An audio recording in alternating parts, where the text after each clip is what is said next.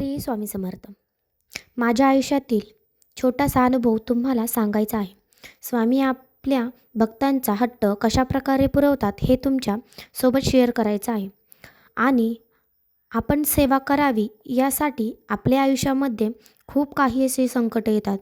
असंच काहीतरी माझ्यासोबतही झालं. आमच्या आयुष्यातही असं अचानक खूप मोठं संकट कोसळलं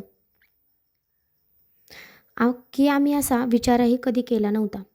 पण त्यानंतर असंच इकडून तिकडून काहीतरी कोणीतरी बोलायला लागलं की जे झालं बरं झालं, देवाची कृपा, मोठं संकट टळून गेलं. तोपर्यंत मी स्वामी सेवा करत नव्हते.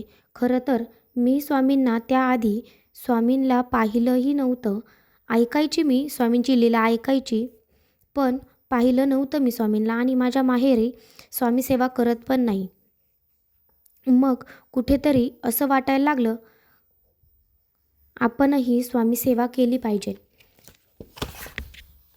आणि मग मी ऑनलाईन स्वामींची मूर्ती घेतली, पण ती 7 ते 8 दिवस आलीच नाही. माझ्या मनात असे विचार यायचे, मूर्ती कधी येईल आणि कधी मी पाहील. गुरुवारची मूर्ती मला देवघरामध्ये ठेवायचीच होती.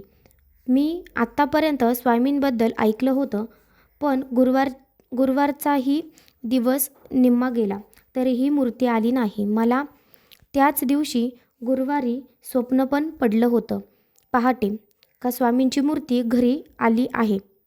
मग म्हटलं असंच विचार करून करून असे स्वप्न पडलं असेल.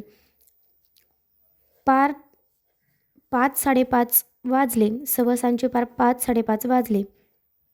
पार्सलवाला आला आणि मूर्ती माझ्या हातात दिली. माझ्या आनंदाचा काहीच ठाव ठिकाणा नव्हता. खूप खुश होते मी. माझ्या डोळ्यांतून पाणी आले. माझा हट्ट त्यांनी पूर्ण केला.